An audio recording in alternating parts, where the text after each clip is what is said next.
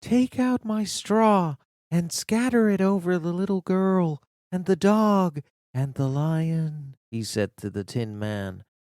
That way the bees cannot sting them. This the Tin Man did, and Dorothy lay close beside the lion and held Toto in her arms while the straw covered them entirely. The bees came and found no one but the Tin Man to sting, so they flew at him and broke off all their stings against the Tin Man without hurting the shiny man at all. And as bees cannot live when their stings are broken, that was the end of the black bees.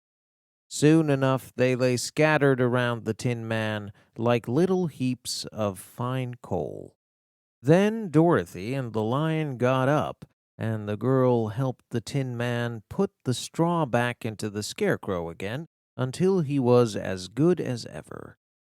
So they started upon their journey once more.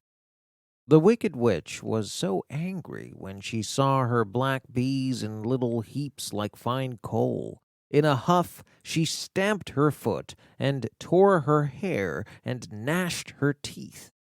And then she called a dozen of her slaves, who were the Winkies, and gave them sharp spears, telling them to go to the strangers and destroy them.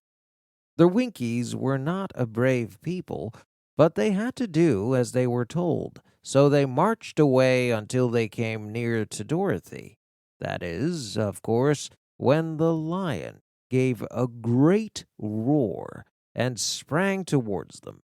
Understandably, the poor Winkies were so frightened that they ran back as fast as they could. When they returned to the castle, the Wicked Witch beat them well with a whip and sent them back to their work, after which she sat down to think what she should do next. She could not understand how all her plans to destroy these strangers had failed. But she was a powerful witch, as well as a wicked one, and she soon made up her mind how to act. There was in her cupboard a golden cap with a circle of diamonds and rubies on it. This golden cap had a charm on it too. Whoever owned it could call 3 times upon the winged monkeys, who would obey any order they were given. But no person could command these strange creatures more than 3 times. Twice already the Wicked Witch had used the charm of the cap. Once when she had made the Winkies her slaves, and set herself up as ruler of their country. The winged monkeys had helped her do this. The second time was when she had fought against the great Oz himself, and driven him out of the land of the West. The winged monkeys had also helped her in doing this. Only once more could she use this golden cap.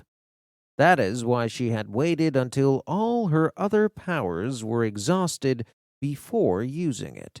But now that her fierce wolves and her wild crows and her stinging bees were gone, and her slaves had been scared away by the cowardly lion, she saw there was really only one way left to destroy Dorothy and her friends.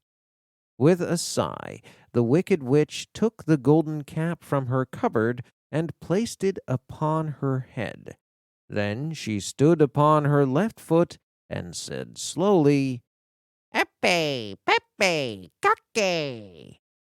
Next, she stood upon her right foot and said, Hello, hello, hello.